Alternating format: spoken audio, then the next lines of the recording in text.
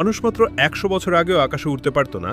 আজ মানুষ পৃথিবীর চারপাশে ১৮,০০০-এর বেশি স্পেস অবজেক্ট নিয়ন্ত্রণ করছে। ১৯৫৮ সালে নাসা তৈরি হয়েছিল। তখন উদ্দেশ্য ছিল সোভিয়েত ইউনিয়নের সাথে স্পেস রেস জেতা। কিন্তু আজ নাসা কাজ করছে মানুষের টিকে থাকার ভবিষ্যৎ নিয়ে। নমস্কার বন্ধুরা, আমি বিকাশ। আমাদের চ্যানেলে আপনারা ইতিমধ্যে এই ধরনের অনেক ভিডিও দেখেছেন। আর যারা প্রথমবার দেখছেন তারা অবশ্যই চ্যানেলটি সাবস্ক্রাইব করবেন। তো চলুন ভিডিওতে ফিরে আসি। নাসা জানে পৃথিবী মানুষের একমাত্র বাড়ি হলেও এটা চিরস্থায়ী আশ্রয় নয়। এই কারণেই নাসা আজ শুধু রকেট বানাচ্ছে না, নাসা বানাচ্ছে পরবর্তী মানব সভ্যতার নকশা। নাসার ডেটা বলছে ২১০০ সালের মধ্যে পৃথিবীর জনসংখ্যা ১০ বিলিয়ন ছাড়াবে। একই সময়ে পানি, জ্বালানি ও খনিজ সম্পদের উপর চাপ বাড়ছে। নাসার স্যাটেলাইট অনুযায়ী গত ৫০ বছরে পৃথিবীর গড় তাপমাত্রা সবচেয়ে দ্রুত হারে বেড়েছে। নাসা একটা সহজ হিসেব করে, যদি মানুষ এক গ্রহেই আটকে থাকে তাহলে একটা বড় বিপর্যয়ই মানব সভ্যতা তা শেষ করে দিতে পারে। এই কারণেই নাসা বলে মানুষকে হতে হবে multi planetary species. Apollo mission মানুষকে চাঁদে পৌঁছে দিয়েছিল, কিন্তু চাঁদকে মানুষের ঘর বানায়নি। নাসার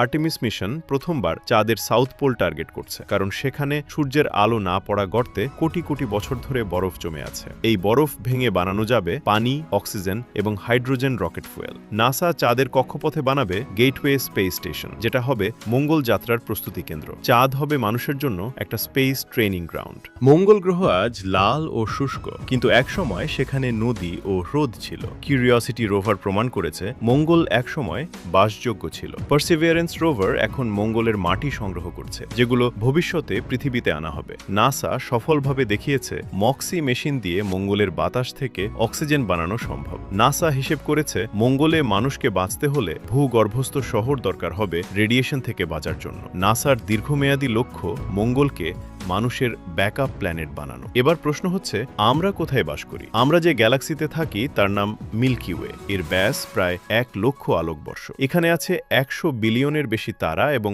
অসংখ্য গ্রহ। গ্যালাক্সির কেন্দ্রে রয়েছে স্যাজিটেরিয়াস এ স্টার নামের একটি সুপার ম্যাসিভ ব্ল্যাক হোল। এর ভর সূর্যের তুলনায় প্রায় ৪০ লক্ষ গুণ বেশি। নাসা গায়া মিশন দিয়ে ১ বিলিয়নের বেশি তারার নির্ভুল মানচিত্র তৈরি করছে। ইউরোপা চাঁদের বরফের নিচে পৃথিবীর সব সমুদ্র মিলিয়ে তার চেয়েও বেশি পানি আছে। এনসেলাডাস চাঁদ থেকে পানি ও জৈব অণু মহাকাশে ছিটকে বেরোতে দেখা গেছে। জেমস ওয়েব টেলিস্কোপ দূরের গ্রহের বাতাসে পানি, মিথেন ও কার্বন ডাইঅক্সাইড শনাক্ত করেছে। নাসা এখন আর জিজ্ঞেস করছে না প্রাণ আছে কিনা, নাসা জিজ্ঞেস করছে প্রাণ কোথায় আছে। অ্যান্ড্রোমেডা গ্যালাক্সি প্রতি সেকেন্ডে প্রায় ১১০ কিলোমিটার গতিতে মিল্কি ওয়ের দিকে এগিয়ে আসছে। প্রায় ৪ বিলিয়ন বছর পরে এই দুই গ্যালাক্সি মিলে যাবে একসাথে। তখন তৈরি হবে একটি নতুন সুপার গ্যালাক্সি। নাসা জানে ইউনিভার্স ক্রমাগত প্রসারিত হচ্ছে ডার্ক এনার্জির কারণে। নাসা ভবিষ্যতে পাঠাবে রোবটদের আগে, মানুষ যাবে পরে। এআই চালিত স্পেসক্রাফট নিজে নিজে সিদ্ধান্ত নিতে পারবে। নতুন স্পেস শুটে থাকবে মেডিকেল সেন্সর এবং রেডিয়েশন শিল্ড। নাসা চায় মানুষ